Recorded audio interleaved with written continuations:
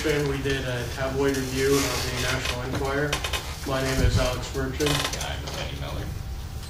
I work from the Rose-Hulman Institute of Technology. As you can see from this cover, the National Enquirer is not a new publication. It was actually founded in 1926. It's currently well known for exaggerating and fabricating information, but recently the publication has sought to establish reliable journalism due to declining sales. They tend to focus on things like sex scandals, a lot of celebrity news, divorces, things of that nature. But they do cover a wide range of other things. They're very unreliable. A lot of their information comes from people who are being paid to give them information. They pay readers and other people to give them information reading the articles. And so this has led to a lot of fabrication of evidence and things like that just for the money. Their articles are rarely signed by the author, and they don't ever give names for their sources. They just say it's a person close to whoever the topic of the article is or whatever. They don't actually say who it is. So, I mean, there's absolutely no proof. They have occasionally broken wheel stories, like John Edwards a few years back, his affair and the kid he had, and Monica Lewinsky. Of course, those are the same kinds of stories that they're running all the time, but they just happen to be right in those instances.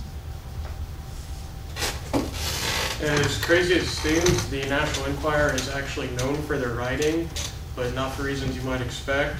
Most of their articles are by freelance journalists, and because of this, the level of writing between articles varies greatly. Some are at a very high vocabulary level and intelligence, while others are full of typos and grammatical errors. Throughout, there are typically short sentences and small print, and they like to capitalize words and add exclamation marks to make their writing seem more interesting. And they also bold print in order to do the same thing.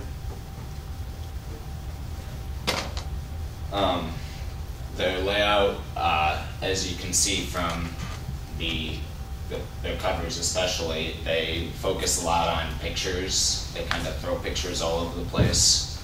And then they usually, like you said, small print in between the pictures. Their articles are generally centered around one large picture and then obviously the text around it. They have a lot of bright colors, like this, blue and yellow and pink, so as to kind of grab people's attention. They have not very much organization in their pages. They're kind of just slapped together. Right, the pictures are often very loosely related to the article, and in this case with John Edwards and his wife with his affair and illegitimate child a couple years ago, they used pictures to manipulate your ideas. These two pictures probably are completely unrelated to the incident, but it shows John Edwards happy and his wife very upset, so they use them in order to manipulate your feelings. A lot of times there are racy pictures in the magazine to draw your attention and captivate you.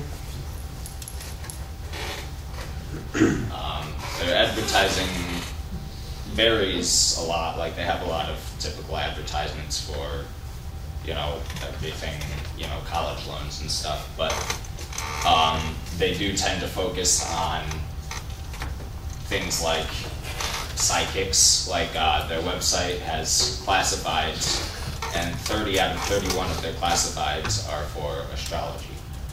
And so they're all saying, we'll make somebody fall in love with you or whatever if you pay us.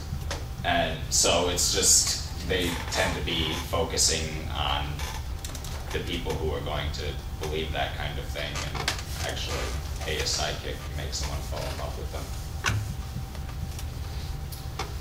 It's our opinion that the target audience of this magazine is women, typically of low income and of low education. This is because of the gossip that the magazine includes and the color scheme. Typically the cover is in turquoise blue and light pink, and the advertisements target women as well, from clothing to hair products, stuff of that nature. Their articles tell us it's low income because in basically every magazine there's an article over a get rich quick scheme.